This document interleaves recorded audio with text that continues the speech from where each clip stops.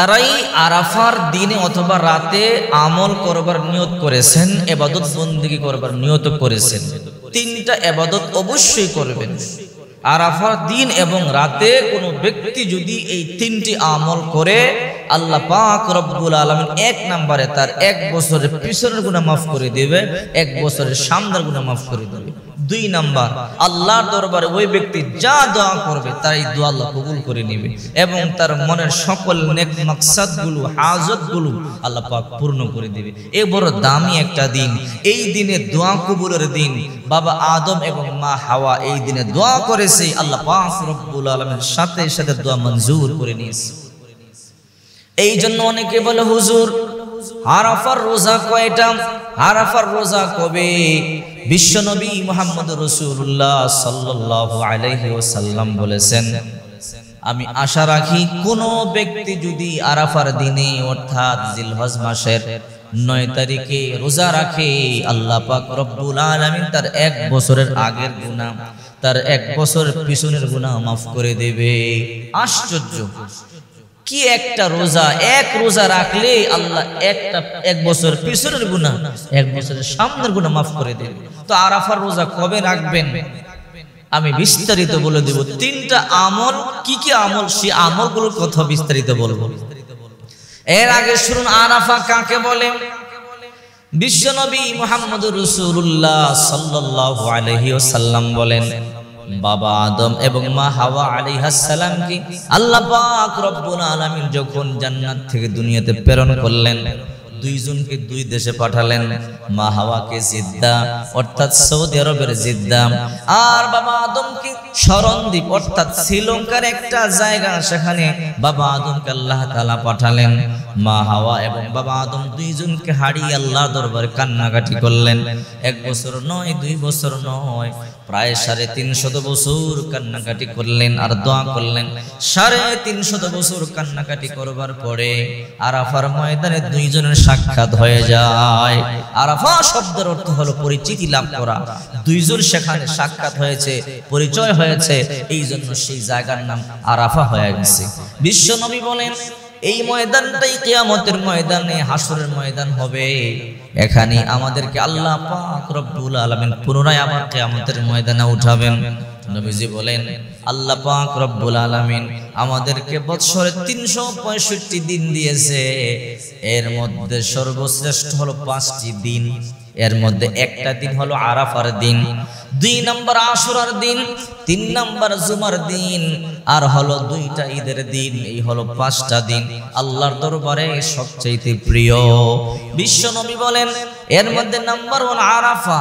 কোন ব্যক্তি যদি আরাফার রোজা রাখে অর্থাৎ একটা রোজা রাখে, আল্লাহ তাআলা তার 1 বছরের পিছনের গুনাহ, 1 বছরের সামনের গুনাহ মাফ করে দেবে। এক রোজা যদি রাখেন, পিছনের 1 বছরের গুনাহ মাফ, সামনের 1 বছরের গুনাহ মাফ। এবার আসুন আরাফা কবে? 2024 সালে আমাদের বাংলাদেশের আরাফা হলো, ভালো করে বুঝবেন। অনেকে ফিতনা লাগায়, যেন ফিতনা না লাগাতে পারে। 2024 সালে আমাদের ঈদ হলো 17ই জুন, অর্থাৎ জুন মাসের 17 তারিখ সোমবার। যদি জুন মাসের 17 তারিখ সোমবার হয়, তাহলে আপনি রোজাটা রাখবেন 16 তারিখ অর্থাৎ রবিবার দিন।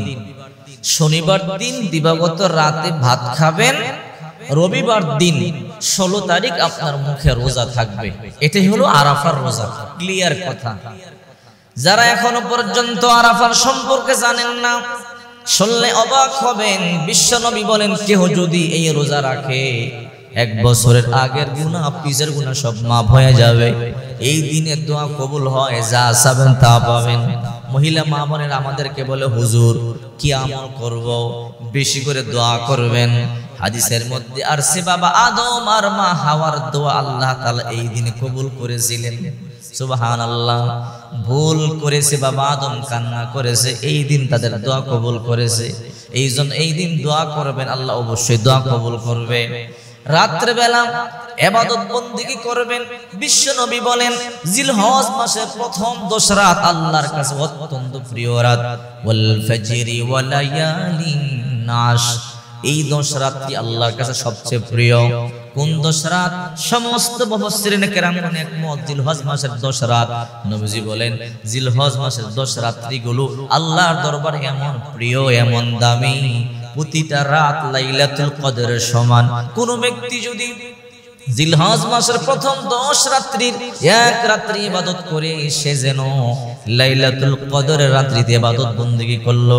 লাইলাতুল কদরের রাত্রিতে ইবাদত বندگی করলে যে সওয়াব আল্লাহ তাআলা সমান সওয়াব দিয়ে দেয়।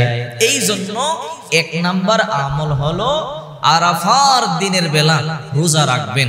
রাসূল বলেন 1 বছরের আগের গুনাহ 1 বছরের পিছনের গুনাহ আল্লাহ maaf করে দিবে। 2 নাম্বার দোয়া করবেন। দোয়া হাদিস থেকে সাবুত প্রমাণ হয় এই দিনে দোয়া করলে দোয়া কবুল হয়। হাজার হাজার লক্ষ লক্ষ হাজির আরাফার ময়দানে লাব্বাইক লাব্বাইক বলে বলে কান্না করে আল্লাহর দরবারে কান্নাকাটি করে দোয়া করে। এই দিন দোয়া করলে দোয়া কবুল হয়। আল্লাহ তাআলা আরশের রহমতের দরজাগুলো, আসমানের রহমতের দরজাগুলো এই দিন খুলে দেয়। সরাসরি ওই দিন দুনিয়ার মধ্যে সবচাইতে বেশি রহমত নাজিল হয়। এই পৃথিবীতে প্রতিদিন রহমত নাজিল হয় সকাল বিকাল। এই পৃথিবীতে যতই রহমত নাজিল হয় সবচেয়ে বেশি রহমত নাজিল হয় এই আরাফার দিন। এই জন্য 2 নাম্বার দোয়া করবেন, ভালো করে মনে রাখবেন, রোজা রাখবেন আর দোয়া করবেন বেশি বেশি। রাত্রে বেলা ইবাদত বندگی করবেন, যে কোন ইবাদত বندگی করতে পারেন। নামাজ পড়বেন, নফল নামাজ বেশি বেশি পড়বেন, কোরআন তেলাওয়াত করবেন, জিকির আজকার করবেন। জিকিরের মধ্যে বেশি বেশি লা ইলাহা ইল্লাল্লাহর জিকির করবেন। লা ইলাহা ইল্লাল্লাহ, লা ইলাহা ইল্লাল্লাহ, লা ইলাহা ইল্লাল্লাহ মুহাম্মাদুর রাসূলুল্লাহ। বিশ্বনবী বলেন কোন ব্যক্তি যদি অন্তত মাত্র 100 বার লা ইলাহা ইল্লাল্লাহ পড়বে তার কোনো টেনশন নাই, ভয় নাই। কিয়ামতের ময়দানে যখন কেউ কারো পরিচয় দিবে না, সূর্য মাথার কাছাকাছি চলে আসবে, সবাই বিপদগ্রস্ত হবে। ওই দিন মুসিবতের দিনও 100 বার কালিমা পাঠ করে নেওয়ালারা হাসতে হাসতে আল্লাহর জান্নাতে চলে যাবে। আর এদের চেহারা পূর্ণিমার চাঁদের মতো জ্বলজ্বল করতে থাকবে। এই জন্য বিশেষ করে মহিলা মা বোনদেরকে বলবো, 1 নম্বরে আরাফার রোজা রাখবেন, 2 নম্বরে দোয়া করবেন, দোয়া কবুল হয়। অনেকের দোয়া কবুল হয় না, মনের আশা পূরণ হয় না, হাজত পূরণ হয় না, ইচ্ছে পূরণ হয় না। বাবা আদম আর মা হাওয়ার দোয়া আল্লাহ এই দিনে কবুল করেছে। এই দিন দোয়া করবেন, আরাফার রাতে দোয়া করবেন, আল্লাহ অবশ্যই কবুল করবে। 3 নাম্বার বেশি বেশি লা ইলাহা ইল্লাল্লাহর জিকির করবেন। কারণ লা ইলাহা ইল্লাল্লাহ এমন একটা শব্দ, এমন একটা বাক্য, মুখ থেকে বের হতে দেরি আরশে আজিমের মধ্যে যেতে দেরি হয় না। আপনি লা ইলাহা ইল্লাল্লাহ পড়তে দেরি বুলেটের গতিতে আরো দ্রুত চলে যায় আরশে আজিম মুহূর্তের মধ্যে। আরশে আজিমের পায়া ধাক্কাইতে থাকে।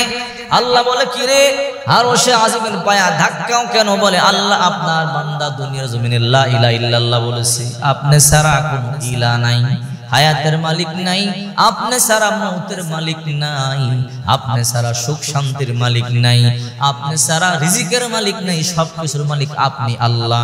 আপনার বান্দা সাক্ষ্য দিতেছে, আপনার বান্দা আপনার পক্ষে সাক্ষী দেয়, যতক্ষণ পর্যন্ত আপনার বান্দারে মাফ না করবেন ততক্ষণ পর্যন্ত আমি ধুলা বন্ধ করব না, আমি ধাক্কানো বন্ধ করব না। আল্লাহ কয়ে যা মাফ করে দিবেন। এই জন্য আরাফার বিশেষ করে 3টি আমল।